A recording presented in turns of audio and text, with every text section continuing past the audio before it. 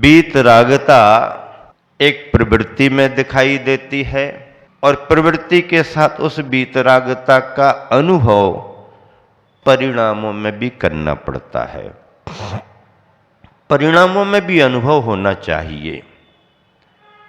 मुद्रा तो बाहर से दिख रही है, लेकिन परिणाम अगर कसाय प्रेरित हैं तो बाहरी मुद्रा भी कार्यकारी नहीं हो सकती। बाहर से सर्व आरंभ परिग्रह का त्याग और अंतरंग से परिणामों की निर्मलता। परिणामों की निर्मलता आए बगैर ये मुद्रा सार्थक सफल नहीं मानी गई। ये साधन है। ये क्या है? साधन है। साध्य तो परिणामों की निर्मलता है। अपने परिणामों में जितनी कसायों की कमी हो, क्रोध, मान, माया, लोभ, इन कसायों की जितनी जितनी कमी हो, परिणामों की जितनी जितनी विशुद्धता हो, वो हमारा साध्य है। उसी को पाने के लिए बाहर के ये सारे कार्य किए जाते हैं। जैन तत्व में, जिन शासन में इसी वीतरागता को अहिंसा भी कहा गया है। क्या कहा गया है? अहिंसा। अहिंसा क्या कहलाती है? किसी भी तरह की हिंसा ना हो, किसी भी तरह की। बड़े बड़े लड़ाई झगड़े तो छोड़ो, बाहर से घात प्रतिघात तो सबको समझ में आ जाता है। छोटे छोटे जीव जंतुओं पर ध्यान नहीं जाता। छोटे छोटे जीवों को भी बचाने का भाव, छोटे छोटे जीव भी हमारे से बाधा को प्राप्त ना हो, ऐसे भाव रखना।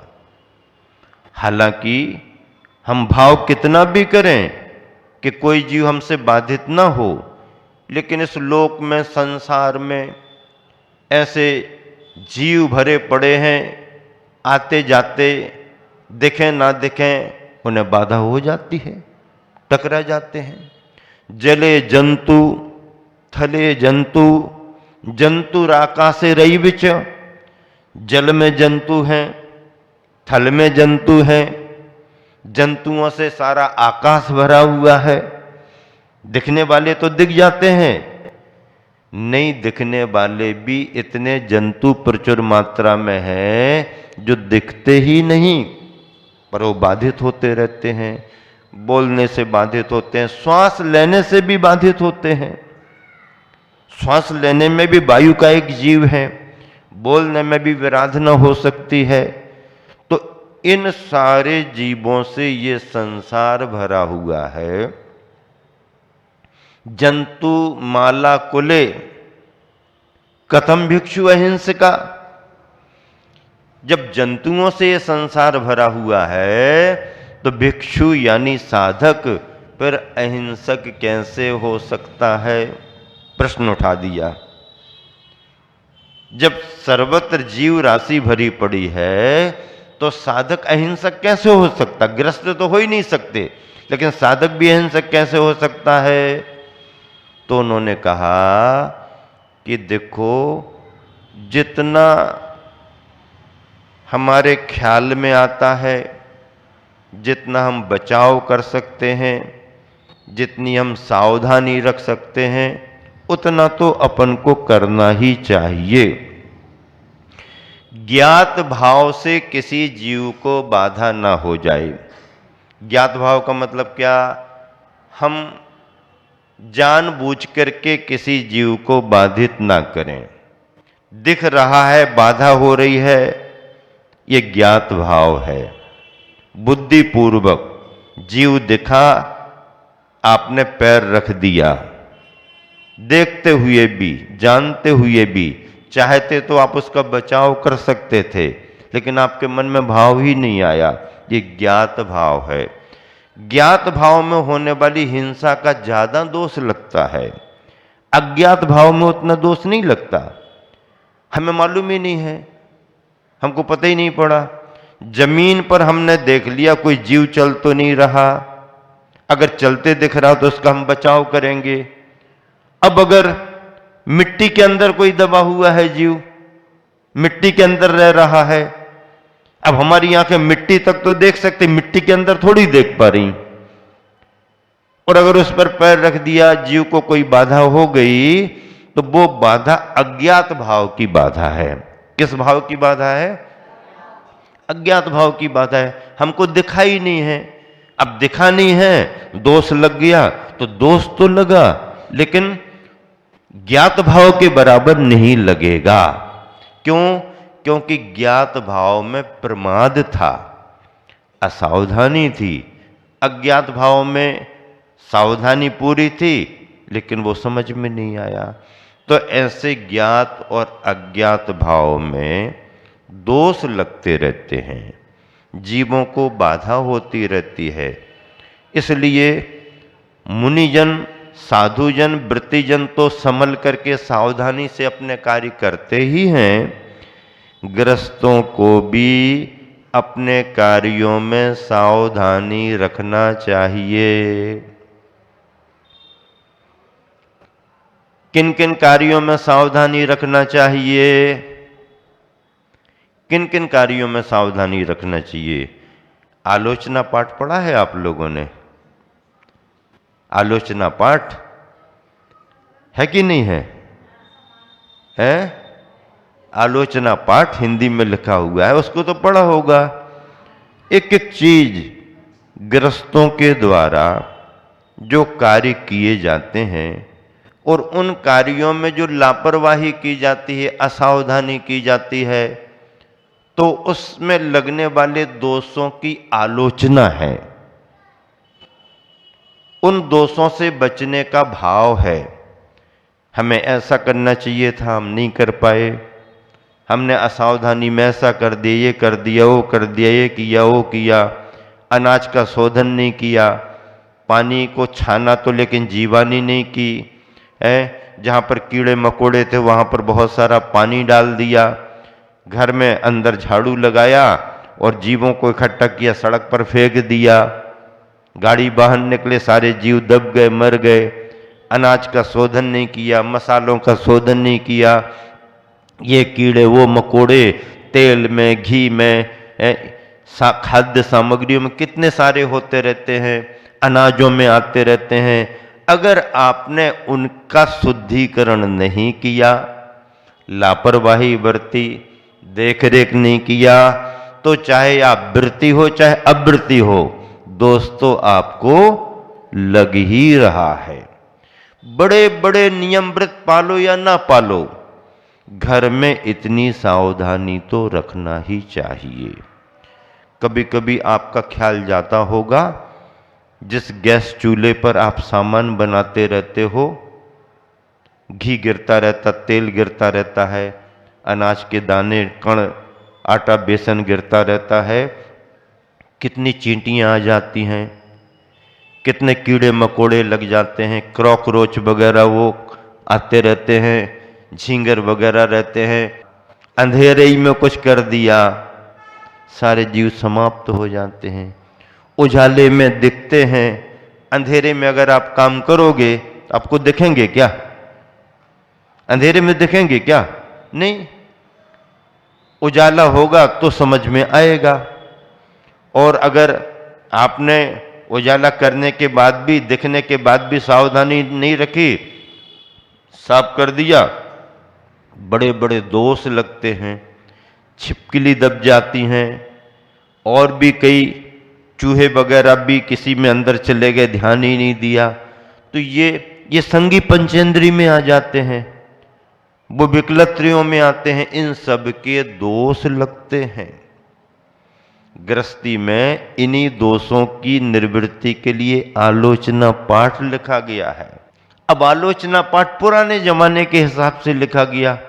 उस समय के जो साधन थे, उस समय के जो काम होते थे, नदिया में गए हैं, कपड़े धो रहे हैं, नदियन बिच चीर धुबाए, कोसन के जीव मराए। अब नदिया में कौन जा रहा कपड़े धोने के लिए? अब नदिया में जाओ भी तो तुम्हारे गांव की नदी में पानी नहीं बचा। फल्गु नदी में रेत ही रेत, रेत ही रेत, रेत ही रेत। अब बताओ, थोड़े सावन भादों 2 महीना पानी बह जाता है, बाकी लोग कहते हैं सूखी सूखी दिखती, सूखी सूखी। अब कहाँ नदी कहाँ पानी, बड़े बड़े डैम बन गए। अगर कुछ करना है, डैम बना लो, पानी रोक लो तो रुक गया, नहीं है तो कुछ भी नहीं है, रेत की नदी दिख रही। आपकी नदी में तो पानी दिख ही नहीं रहा, रेत रेत रेत रेत, रेत का समुद्र जैसा दिखता है। तो पुराने जमाने में नदियों में लोग स्नान करने जाते थे, वहीं पर कपड़े धोते थे, जानवरों के काम वहीं से होते थे। बहुत सारे कारीगरस्तों के नदी के पानी से मतलब चलते थे। ये है वो है, खेती किसानी के, खाने पीने के, इसके उसके जितने भी आरंभ के कार्यों में दोष लगते हैं गृहस्थों को, उन सबका पाठ आलोचना पाठ के रूप में लिखा गया है। और वह आलोचना पाठ पढ़ने से अपना ध्यान उस तरफ जाता है, ध्यान उस तरफ जाता है। और जब ध्यान जाता है तो अपने भावों में आता है, ऐसे ऐसे दोष हमसे लगते हैं, इन दोषों से छुटकारा कैसे हो। अगर छुटकारा नहीं भी हो रहा तो दिन भर का एक पाठ करके कम से कम दिन भर के कार्यों की आलोचना तो कर लो, कल फिर करना शुरू कर देना, लेकिन आज समापन तो कर लो भावों में। प्रवृत्ति से आप दूर नहीं हो पा रहे तो परिणामों में तो उसका समापन हो जाए ना। अपने द्वारा किए गए आरंभ सारंभ से लगे हुए दोषों से बचने का भाव तो होना चाहिए। अगर इस तरह का भाव किया तो आपको अहिंसा का भाव आ सकता है। अहिंसा की परिभाषा में किसी भी जीव को मारना नहीं, बचाने का भाव रखना, बचाने का भाव रखना। महावीर भगवान ने सबसे बड़ा सूत्र क्या दिया? जियो और जीने दो। उसका जीने का भी अधिकार है। जैसा हम जीना चाहते हैं वैसा जीने का भाव सभी प्राणियों में रहता है, सभी प्राणियों में।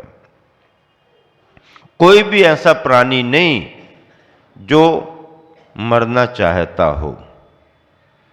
सभी बचना चाहते हैं, सभी जीना चाहते हैं, आखिरी समय तक सभी अपना बचाव करते हैं। इसलिए किसी जीव की हिंसा नहीं करना, खाने के नाम पर हिंसा नहीं करना। तुम अपना पेट भरना चाहते हो, अपना जीवन चलाना चाहते हो, दूसरे का जीवन समाप्त कर रहे, बहुत बड़ा दोष है हिंसा का। आज एक सज्जन से हमारी बातचीत हुई, वो अजैन बंधु थे, दोपहर को आए। वो यहां जो गौशाला चलती है उससे जुड़े हुए हैं। उनका भाव था हमसे बातचीत करने का, दोपहर को बैठे रहे, बात की, पूछताछ की, सब चीज़ें उन्होंने बताई। तो सहज रूप से हमारी जिज्ञासा थी कि भाई आप शाकाहारी हैं या नहीं हैं। डायरेक्ट पूछना तो अच्छा नहीं लगता है, लेकिन धीरे धीरे अंदाज तो लगाना पड़ता है कि तुम हमको छू रहे हो, पास बैठ के बातचीत कर रहे हो, तो जब इतनी निकटता तो हमें ये मालूम तो होना चाहिए कि आपका खान पान क्या है ना। अन्यथा तो मीठी मीठी बातें करते रहो, हाथ पैर दबाते रहो, ये करते रहो, और बाद में मालूम चलिए तो नॉनवेज ही है, तो हमें और प्रायश्चित लेना पड़ेगा, हमें दोष लगेगा, हमें तो बचना पड़ेगा ना। तो कई बार कोई निकट आता है तो अपन को थोड़ी जानकारी रखना पड़ती है। पूछा तो उन्होंने कहा नहीं महाराज जी, एकदम बिल्कुल प्योर शाकाहारी हैं। हमने कहा एकदम प्योर शाकाहारी? बोले एकदम प्योर शाकाहारी, संकल्प पूर्वक शाकाहारी है। पहले बोले कभी जब जानकारी नहीं थी तब की बात अलग, लेकिन जब से जानकारी मिली, जब से धर्म पर श्रद्धा हुई, शाकाहारी हैं। अच्छा, क्या काम करते हो? मिठाई की दुकान है।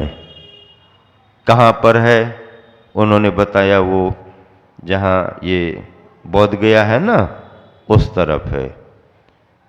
उन्होंने कहा आपके आशीर्वाद से अच्छी चलती है, बहुत सारे वर्कर हैं। अच्छा, गौशाला के लिए कुछ करते हो? हाँ महाराज जी, हर महीने हमारा बंधा हुआ है, हम देते हैं। साल भर में लगभग लाख सवा लाख रुपया हम देते रहते हैं। अच्छा, इतना देते हो? बोले कैश नहीं देते। बोले हम तो क्या सामान चाहिए वो देते हैं। हमने कहा ये और आपकी अच्छी व्याख्या है। बोले कैश देने में कहाँ जाए क्या जाए, वो तो सामान क्या चाहिए हम सामान की पूर्ति कराते हैं ताकि जीव दया में हमारा द्रव्य सीधा सीधा लगे। हमने कहा ये और अच्छी बात है। कभी तुम्हारी परीक्षा हुई क्या? तो बोले महाराज जी, एक बार वर्करों ने कहा कि भैया बहुत दिन हो गए, कुछ ये वो पार्टी देना पड़ती है। तो हमने कहा देंगे, हर 15 दिन 20 दिन में देना पड़ता है कुछ वर्करों के लिए उत्साह रखने के लिए। तो उन्होंने डिमांड रखी कि हम लोग तो नॉनवेज करेंगे। तो बोले महाराज जी हमारे सामने बड़ी समस्या आ गई। हमने कहा मैं ही नहीं खाता हूं तो मैं कैसे दूंगा, लेकिन अब सारे वर्कर हैं तो उनको तो खुश रखना पड़ेगा। तो बोले नहीं भाई हम ये तो नहीं दे पाएंगे। नहीं होना चाहिए ऐसा वैसा। तो इन्होंने स्पष्ट कह दिया कि देखो मैं स्वयं नहीं खाता हूं, जब मैं ही नहीं खाता हूं तो मैं किसी को खिलाऊंगा ही नहीं। खत्म काम। आपको नौकरी करना करो, नहीं करना आप चले जाओ, मैं खिलाऊंगा नहीं। फिर खुश कैसे रखा? बोले हमने कह दिया आपको जो खाना हो, दुकान खुली है, आप जो कहो, खीर पूड़ी सब्जी मीठा मिष्ठान है ये वो, आप जो रखोगे हम सब देंगे।